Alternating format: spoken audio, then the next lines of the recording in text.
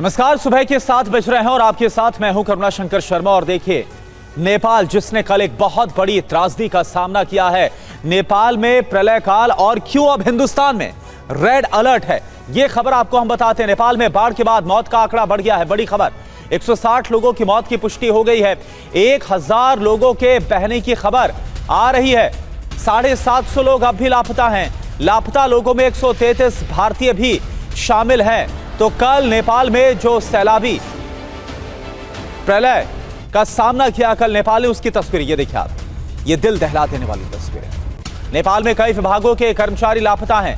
83 सुरक्षा कर्मियों का अब तक कुछ पता नहीं चला है। रसुआ गढ़ी सीमा शुल्क के 15 कर्मचारी गायब हैं। 9 बैंकों के 26 कर्मचारी भी लापता हैं। हाइड्रो पावर प्रोजेक्ट के 133 कर्मचारी भी गायब हैं। एक और बड़ी खबर, बाढ़ का कैलाश मानसरोवर यात्रा पर असर पड़ा है। 400 तीर्थयात्रियों के लापता होने की खबर है। 31 भारतीय तीर्थयात्री भी इसमें शामिल हैं। 311 विदेशी तीर्थयात्रियों का पता नहीं चला है। लापता तीर्थयात्रियों की तलाश जारी।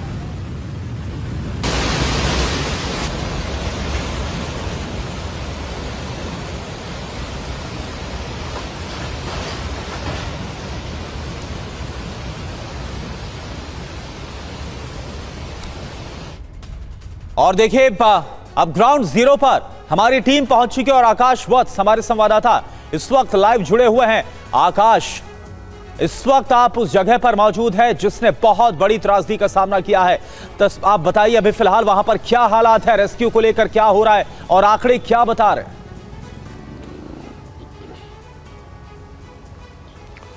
करुणा, काठमांडू से रसुआ के बीच की जो दूरी है वो दूरी अब बढ़ गई है। बढ़ इसलिए गई है क्योंकि सड़क मार्ग पूरी तरह से ध्वस्त हो चुका है।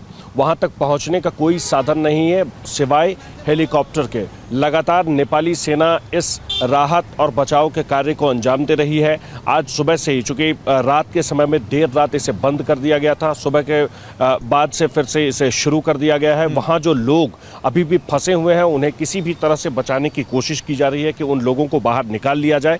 साथ ही साथ उन लोगों के आधार पर वो लोग जहाँ बता रहे हैं कि किस इलाके में कितने लोग थे, उसी अंदाजे पर, उसी अनुमान पर, उन्हीं लोगों के कहे हुए बातों पर में नेपाली सेना उस राहत ऑपरेशन को भी आगे बढ़ा रही है, जिसे लेकर के ये अनुमान लगाया जा रहा है कि वहाँ ज़्यादा लोग थे। जहाँ एक साथ 100 घर बह गए, जहाँ एक साथ 50 घर बह गए, ये सब कुछ किया जा रहा है। नेपाली सेना लगातार कोशिश कर रही है कि जो लोग वहाँ फंसे हुए हैं उन्हें बाहर निकाल लिया जाए।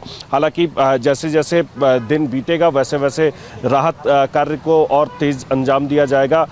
सबसे ज़्यादा कोशिश ये है कि आसपास के जो गांव हैं, उन गांवों में जो लोग अभी भी फंसे हुए हैं उन्हें किसी तरीके से वहां से बाहर निकाल लिया जाए, क्योंकि 40 किलोमीटर के आसपास की जो सड़क है वो सड़क पूरी तरह से टूट गई है। वहां तक जाने का जो एकमात्र रास्ता था वो रास्ता खत्म हो गया है। तो उन लोगों के पास आने वाले वक्त में कुछ बचेगा नहीं, ना तो खाने के लिए, ना पीने के लिए, रहने के लिए भी कुछ नहीं है।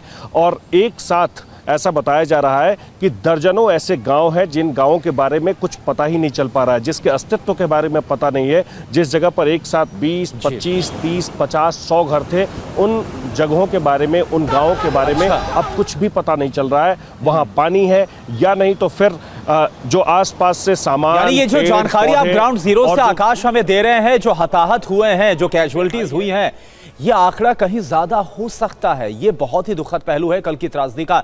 लगातार आपका हम रुख करेंगे और हर एक जानकारी आपसे लेंगे। अभी के लिए आकाश, आपका बहुत बहुत शुक्रिया।